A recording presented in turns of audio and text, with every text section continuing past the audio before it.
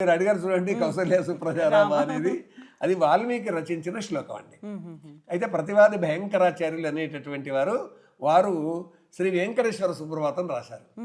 రాసినటువంటి సందర్భంగా మనం చదువుతాం, కమలాకుచ చూచుక కుంకుమతో నియతారు నితాతుల నీలతను ఇట్లాగా వెంకటాద్రి సమం స్థానం బ్రహ్మాండే నాస్తి కించన వెంకటేశ సమో దేవో నభూతో నభవిష్యతి, ఇలాగా వెంకటేశ్వర స్వామిని గురించి ఇవన్నీ చెప్పుకుంటుంటాం కదా. ఆ విధంగా ఆయన వాల్మీకి మీది గౌరవంతో, వాల్మీకి గొప్పతనాన్ని గ్రహించి, వాల్మీకి కవిచంద్రులు రాసినటువంటి, వాల్మీకి మునీశ్వరుడు రాసినటువంటి ఈ కౌసల్య సుప్రజారామ శ్లోకాన్ని తన సుప్రభాతంలో పైన తెచ్చిపెట్టుకున్నాడండి. ఆయన పేరు ప్రతివాది భయంకరాచార్యులు. ఆ విధంగా సుప్రభాతాన్ని అందించిన మహాత్ముడు ఆయన.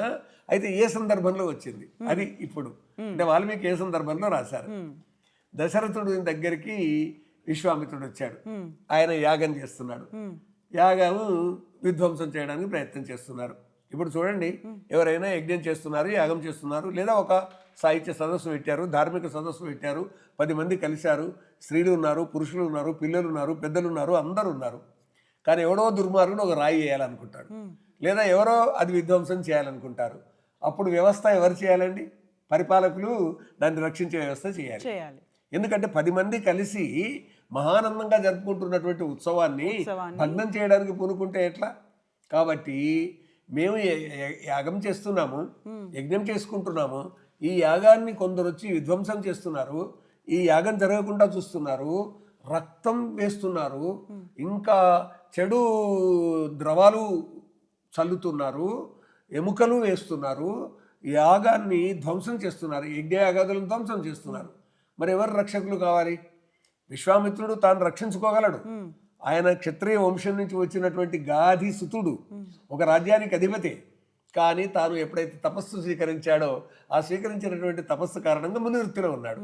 మునివృత్తిలో ఉన్నటువంటి వ్యక్తి ఆయుధం పట్టొద్దు. తాను ఒకవేళ శపిస్తే శపించవచ్చు గాక తాను. కాబట్టి రాజుగారికి ఈ విషయం చెప్పాలి. అందుకొరకు వెళ్ళేసి రాజుగారికి చెప్పాడు. రాజు నేనే వస్తాను దశరథుడు. కాదు మీ కొడుకులు రామలక్ష్మణులు పంపించండి అని అడిగాడు. అడిగితే వాళ్ళు చిన్నపిల్లలు అన్నాడు. చిన్నపిల్లలు ఏంటి, వాళ్ళు అన్నీ నేర్చుకున్నారు, నాకు మీరు పంపిస్తున్నారు, పంపించండి అన్నారు. కాదు అని దశరథుడు కమ్ముండాడాడు. దాంతో విశ్వామిత్రుడు అయితే నేను వెళ్ళిపోతున్నా అన్నాడు. రాజుగారు దశరథుడికి భయం అనిపించింది. ఆయన అటు చూస్తున్నాడు. అప్పుడు వశిష్ఠ మహర్షి వాళ్ళ కులగురువు కాబట్టి రామలక్ష్మణులను పంపించండి, వాళ్ళకి లాభం కలుగుతుంది అని. ఎందుకంటే విశ్వామిత్రుడు వీళ్ళకు అస్త్రశస్త్రాలు ఇస్తాడు, అదే జరుగుతుంది.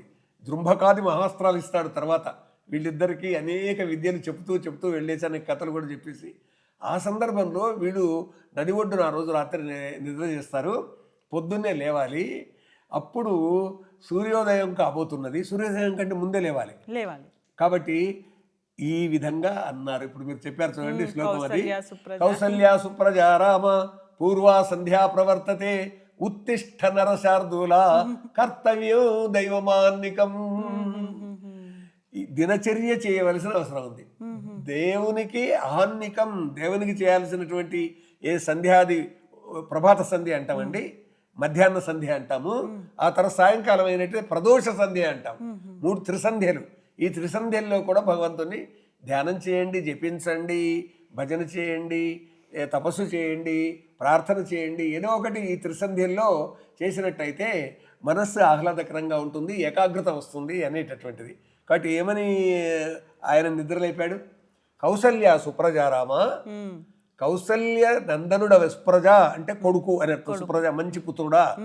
కౌసల్య యొక్క పుత్రుని అయినటువంటి ఓ రామచంద్ర, సుప్రజ పూర్వా సంధ్యా ప్రవర్తతే, పూర్వమున అంటే తూర్పున, సంధ్యా ప్రవర్తతే సూర్యుడు పైకి వస్తున్నాడు.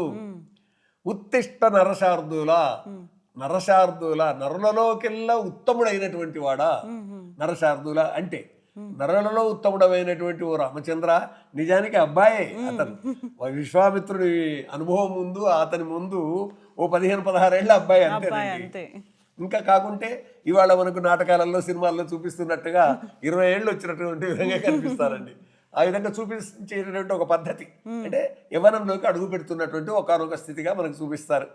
అలాగా రామలక్ష్మణుల నిద్ర లేపడానికి ఈ విధంగా అంటాడు. పూర్వ సంధ్య ప్రవర్తతే ఉత్తిష్ట నరశార్దూల, లేవయ్యా వృషశ్రేష్ఠుడా మానవశ్రేష్ఠుడా అని సంధ్య వార్చవలసినటువంటి అవసరం ఉన్నది. కౌసల్య సుప్రజారామ పూర్వా సంధ్య ప్రవర్తతే ఉత్తిష్ట నరసార్దుల కర్తవ్యం దైవమాన్నికం. దివ్యమైనటువంటి దేవునికి సంబంధించిన కార్యక్రమములు చేయవలసి ఉన్నది అంటే దినచర్య కొనసాగించాలి. అంటే నిద్ర లేచిన వెంబడే దండం పెట్టుకోవాలి. మామూలుగా నా పాదాలు తాకినటువంటి ఓ భూమి నీకు నమస్కారం అని దండం పెట్టుకుంటామండి. ఆ విధంగా అట్లాగా నన్ను క్షమించు అని దండం పెట్టుకుంటాం. కాబట్టి ప్రపంచాన్నే నడుపుతూ ఉన్నటువంటిదిగా, లేకుంటే వెలుతురు అందిస్తున్న సూర్యుడు ఒకే దగ్గర ఉన్నాడు. సూర్యుడు ఆయన చుట్టూరా గ్రహాలు తిరుగుతున్నాయి, ఉపగ్రహాలు తిరుగుతున్నాయి. అందువల్ల సూర్యనారాయణుడు పూర్తిగా ఆ విష్ణుమూర్తియే అనేటటువంటి ఒకనొక భావనతోటి అదండి. అందువల్ల నిజంగా